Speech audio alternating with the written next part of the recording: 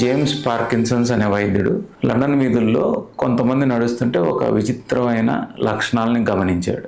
మనిషి నిదానం అయిపోవటం, వంగి నడవటం, చేతులు కాళ్ళు అదరటం, దాంతోపాటు చేతులు కాళ్ళల్లో బలం తగ్గటం అనే ఫీచర్స్ చూసి ఇది ఒక డిఫరెంట్ వ్యాధి, వీక్నెస్తో పాటు మనిషి అదరటం అనే ఫీచర్స్ గమనించి దీన్ని షేకింగ్ పాలసీ అనే ఒక ఎస్సే రాశాడు.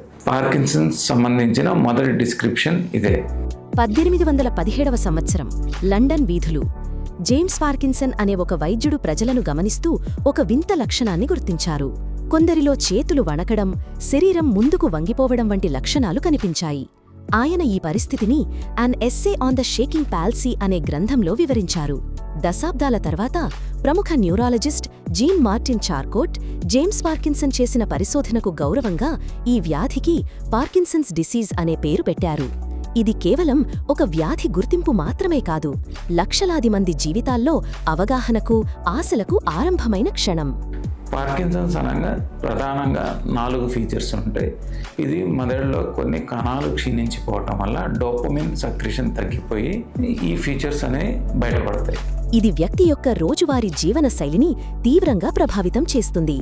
శారీరక కదలికలలో ఇబ్బందులు, మోటార్ సిమ్టమ్స్, వణుకు, ట్రెమర్స్, కదలికలు మందగడించడం, బ్రాడీకైనీసియా, కండరాల బిగుతు, రిజిడిటీ, సమతుల్యత కోల్పోవడం, డైలీ యాక్టివిటీస్, రాయడం, నమలడం, మింగడంలో ఇబ్బంది కలగవచ్చు. వ్యక్తిగత పరిశుభ్రత, ఇతర ఆరోగ్య సమస్యలు, నాన్ మోటార్ సిమ్టమ్స్, గొంతులో వణుకు, బలహీనంగా మాట్లాడటం, వాసన గ్రహించే శక్తి తగ్గిపోవడం, నిద్రలేమి, మలబద్ధకం, నిరాశ, డిప్రెషన్ మరియు మూడ్ మార్పులు. Parkinson's treatment pharmacological, non pharmacological థెరపీస్గా మనం విభజిస్తాం.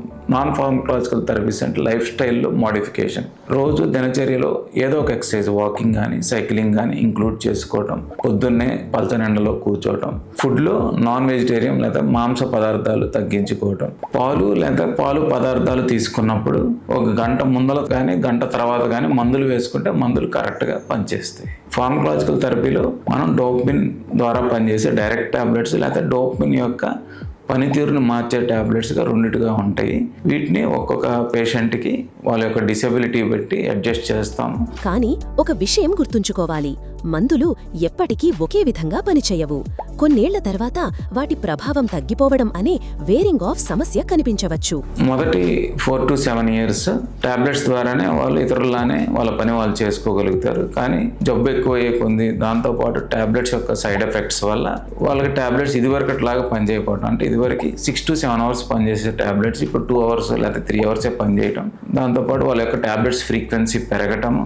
సో టాబ్లెట్ ఒక్కోసారి వేసుకున్నప్పటికీ ఎటువంటి మార్పు రాకపోవటం, దీన్ని మనం వేరింగ్ ఆఫ్ లేదా డోస్ ఫెయిల్యూర్ అని అంటాము. సో వాళ్ళకి ఈ ప్రస్తుతం ఉన్న థెరపీ సరిపోతుంది. దీన్ని మనం అడ్వాన్స్డ్ పార్కిన్సన్స్ డిసీజ్గా పరిగణిస్తాం.